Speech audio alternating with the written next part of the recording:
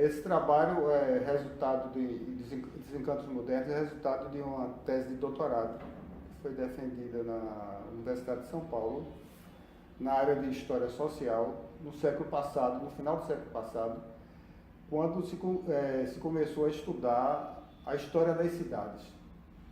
Apesar de hoje existirem muitos livros, muitas teses, pesquisas dedicadas à cidade, a cidade era praticamente ausente da historiografia. Então surgiram dois trabalhos assim que foram primordiais na construção dessa historiografia. Um foi o de Nicolau Shevchenko, a literatura como missão, que trabalhou com o Rio de Janeiro, e outro foi esse trabalho que eu fiz, que trabalha com a cidade do Recife do século passado, mas na década de 20, que tenta ver a relação entre o antigo e o moderno. Todo esse processo de surgimento do novo, do rádio, de uma imprensa mais ativa, o cinema, certo? Então ele foi publicado no século passado e o livro é a tese. Não tem nada de diferente, não houve nenhuma modificação, porque naquela época já havia uma preocupação muito grande com a escrita. Não é aquele trabalho assim pesado, acadêmico, então você entra nele com uma leveza que você está entrando no livro, de literatura. Eu fiz uma publicação e a primeira edição foi uma edição que saiu muito precária, muito mal elaborada, muito mal diagramada, com muitos erros, bastante erros, entendeu? Que eu fiquei inclusive envergonhado, mas eu não tive poder para corrigir tudo isso. Aí eu deixei. Vendeu tudo. Com 2 anos, 3 anos, não tinha mais nenhum livro desse. Acho que foi em 1994, imagina a distância. E muita gente ficou insistindo para que eu fizesse uma segunda edição, mas aquela coisa, a gente quando escreve um livro, escreve alguma coisa, a gente procura esquecer um pouco isso. Fica um pouco cansado. Até que apareceu essa oportunidade na editora, através de uma verba que veio para os mestrados e doutorado daqui, para a gente reeditar o que a gente quisesse ou lançar livros novos. Então eu aproveitei, corrigi tudo que tinha que corrigir, fiz uma outra edição do ponto de vista estético, de diagramação, que não tinha da outra vez, e relancei, certo? Agora pela editora. Então eu coloquei Desencantos Modernos, Histórias da cidade do Recife na década de 20. Então, desencantos porque não existe um encanto, O encanto está sempre ligado ao desencanto. Então, na história é sempre isso. Trabalhar com a história significa trabalhar com ambiguidade. Não dá para pensar o fraco sem o forte e assim vai. Então, aí tá, desencantos, porque eu vou realmente tentar analisar aquilo que entusiasmava a população e aquilo que deixava a população frustrada, um pouco deprimida, com medo do novo. Isso acontece em qualquer sociedade. O entusiasmo e, ao mesmo tempo, o medo. Moderno porque eu queria ver justamente a entrada do que eu chamo de invenções modernas. Então, na década de 20, veja o que entra aqui na cidade. Entra o rádio, entra o cinema, entra uma imprensa assim, mais crítica, mais ligada à vida social, crônica de cinema. Então, entra também todo uma ocupação de Boa Viagem, que hoje a gente pensando, naquela época nem se ia em Boa Viagem, então Boa Viagem começa a ser modernizada. Então foi um período de muita agitação cultural aqui em Recife. Recife era chamada de a Hollywood brasileira, a produção cinematográfica. Muita gente não entende, mas Recife tem uma tradição, aí veio esse cinema agora que ganha prêmio. Como é que isso apareceu de repente? Não apareceu de repente, isso vem desde a década de 20, vai formando uma escola, que passa pelo Super 8, Jomar, aquele pessoal todo. Então, tudo isso tem uma tradição, Para as coisas se fincarem historicamente, elas não surgem de repente, elas vão sendo construídas. Então, Recife tem, e muita gente fala hoje do Recife muito cultural, que eu não gosto desse negócio de muito cultural, porque eu acho que toda a sociedade é muito cultural, mas faz parte da propaganda, Mas por quê? Porque tem toda uma história que vem colônia, entendeu? Pega essa fase republicana. Então, é muito importante ver o pensamento político, a escola de direito, que também é muito importante. Então, eu quis retratar isso, certo? Então, procurei mostrar como a população pensava o que era moderno. O que é moderno? É uma pergunta. Procurei ver a origem da palavra moderno na história. Fui lá no Renascimento e vi que moderno significa recente e antigo. Então, o tempo todo no livro eu estou trabalhando com esses dois conceitos. Agora, eu não estou dizendo assim, eu acho que o antigo é isso, pronto. Não, eu quero ver o que a população daquele momento, o que as cidades intelectuais pensavam, o que era moderno e o que era antigo. Então, eu vi como se estivesse fazendo uma grande reportagem jornalística do Recife da década de 20. E aí eu pego os debates intelectuais, o cinema, tem um capítulo grande sobre cinema, que eu procuro analisar. Pego dois intelectuais da época que tinham posições diferentes, Gilberto Freire, Joaquim Nojosa. Gilberto Freire se dizia tradicional, conservador, uma figura muito polêmica, e ao mesmo tempo Joaquim Nojosa se dizia moderno e aliado ao pessoal de São Paulo, do Rio, essa coisa toda. Então eu procuro sempre, em cada capítulo, fazer esse contraste. E além disso, eu, como fiz no meu mestrado um trabalho sobre movimento operário no Recife, nesse mesmo período, eu também introduzo as lutas sociais, os anarquistas, os comunistas, nessa época. Então eu tento realmente fazer um grande painel da cidade do Recife, né? Dentro dessa perspectiva mais literária. Quer dizer, meu texto é um texto assim, agradável de ler, não é um texto pesado, certo?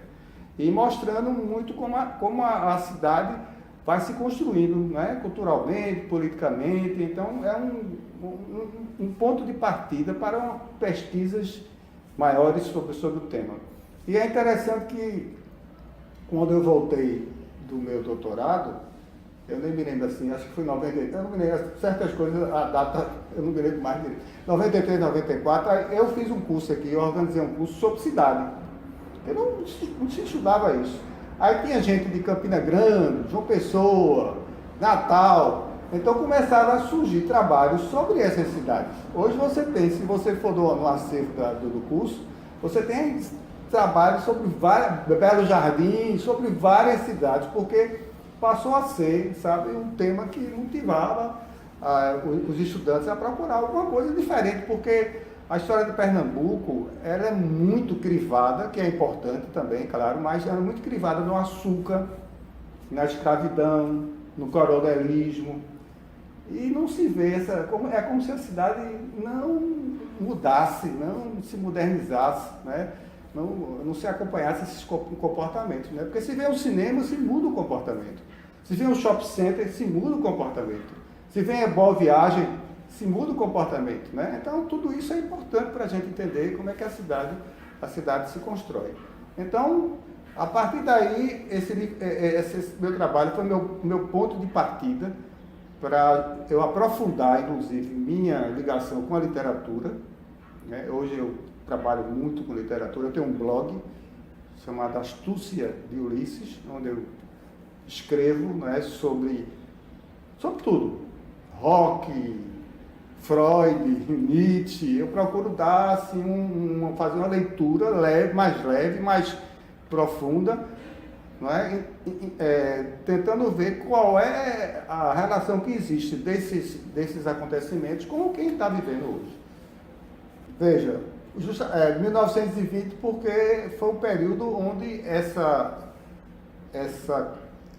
esse encontro e esse desencontro também do antigo com o moderno foi bastante agudo. A cidade de Recife tem uma ligação muito grande com Paris. Recife era mais ligada com fora do que com dentro, né? Então, e tem uma tradição aqui política de rebeldia, que muita gente gosta de exaltar demais, mas que, na verdade, as lutas operárias aqui, existiram grandes greves aqui em Recife no 1919, 1917, que muita gente não conhece. que eu trabalhei quando eu fiz meu mestrado. Pela primeira vez eu trabalhei, meu trabalho de mestrado foi o primeiro trabalho sobre o movimento operário do ponto de vista acadêmico, né? Foi o primeiro trabalho que eu fiz, que foi o que eu fiz na Unicamp, quando a Unicamp estava aparecendo. Aí eu fiz esse trabalho também mostrando, né, que existia um movimento operário aqui, porque tudo era São Paulo e Rio, São Paulo e Rio, São Paulo e Rio. Aí eu mostrei anarquista, comunista, né, todo esse processo de luta, de luta. Então, isso é muito importante. A década de 20 aqui hoje existem trabalhos sobre várias coisas, né? Repressão policial, entendeu? Mudança do centro da cidade, reurbanização. Hoje o olhar sobre isso é diferente, mas antes era açúcar, né? Escravidão, os coronéis, né? Senhor de engenho que vinha para cá com os bacharéis de direito. Então a gente precisa de ver essa cidade de outra maneira, né? Hoje você sabe qual é a grande moda no Recife de hoje, né? É uma coisa que já existe em São Paulo, existe, se falar de Buenos Aires, Paris, são os cafezinhos, né? Eu moro em Casa Forte, acho que tem uns 5 ou 6 cafés junto de mim, né? Eu vou andando, tomar café, resolver assunto, aí chego lá, estão os caras com computador, daquela bolsa toda de bermuda, sandália, coisa e tal, porque já faz inclusive isso é uma mudança de comportamento. Porque você não ia levar um computador para tomar um cafezinho e isso não existia. Mas isso já existia, a gente conhece, né, as histórias dos cafés de Paris, Sartre, aquele pessoal passava a tarde e a manhã discutindo sobre coisas intelectuais. E, né, aqui não, então o Recife tem mudado muito. E esse comportamento precisa ser visto, para a gente entender, inclusive, as mudanças políticas que estão acontecendo aqui. Muita coisa está se modificando, né? Essa coisa de, por exemplo, uma cidade de praia, né, belíssima como é, isso é uma cidade muito bonita. Você passar o domingo no shopping center, né? Você vai assistir filme, eu já há muito tempo que eu não vou mais assistir filme no shopping center, porque é mais importante a pipoca e a Coca-Cola do que o filme, né? E é mais importante você dizer a um amigo que foi ao shopping center do que, né, a praia. Então, tudo isso ele tem que pensar de que maneira a gente continua sendo colonizado. Para mim, um ponto de partida para pensar a história é essa. Acabou a escravidão, né, aquela coisa de Portugal, independência. Não, isso é tudo, sabe, conversa fiada. Né? Nós somos colonizados por quem? Pelos norte-americanos, pelos franceses, do ponto de vista intelectual. Quais são os autores da moda? Né, que a gente fala, né? Foucault, Deleuze, são os franceses. Pensar com a cabeça da gente, os latino-americanos, tem tanto latino-americano, Eduardo Galeano, Otávio Paz, Jorge Luiz Borges, por que a gente não pensa eles? Aqui no Brasil tem Guimarães, Carlos Drummond, esse pessoal que a gente não dá, se você for ver os programas na universidade, todos são, e o que a gente escreve também. Por que não discutir o que a gente escreve? Eu tenho esse hábito, né, que às vezes é criticado ou não, né, de discutir aquilo que eu faço. Todo curso que eu dou aqui na universidade, eu geralmente discuto os meus trabalhos com os alunos, que eu acho que é importante, porque, né, eu estou sempre falando dos outros, quando nas grandes universidades você dá curso sobre o que você produziu, porque aí, né, o debate é outro. Então, são os dados importantes para a gente pensar essa universidade está aqui. Eu acho importante, assim, nesse momento, o outro livro que eu tenho, Ruídos do Efêmero, que é um livro que tem na editora, mas deve estar se esgotando, é pensar a importância da subjetividade na construção da história, né? Pensar a arte, a música, a cultura, esse comportamento que eu estava falando antes, que isso mudou muito a maneira de se estudar a história. Então, antes a gente ia para a história buscando aquelas fontes oficiais, aqueles documentos. Hoje tudo é história. É de uma música que você ouve, de um comportamento que você ouve. Então, eu posso, por exemplo, fazer um trabalho sobre esse cinema de shopping center. A universidade, ela não se preocupa muito com esse outro lado, né, de formação da sensibilidade. Eu acho que está se abrindo um campo muito grande para a gente pensar. Eu trabalho com sensibilidade. trabalho com afeto. Eu dou curso sobre história do amor, história da solidão, porque eu acho que a base da vida humana, da convivência humana, é você amar e ser amado. Então eu trabalho muito de que maneira essas relações, né, ditas de produção, elas também influenciam na forma como você, né, você vivencia e convive com o outro. Então eu, como historiador, eu me dedico a trabalhar com essas coisas. Minha aula é muito em cima disso. Eu dou aula de teoria da história, mas a partir dessa visão. Isso é uma política, isso é uma forma de fazer política. A política está no cotidiano. Ninguém vai fazer uma grande revolução que vai modificar o mundo, nunca vai acontecer isso. Agora eu posso, numa sala de aula, mudar ou discutir sobre, né, caminhos de todo mundo. Então é isso que eu acho que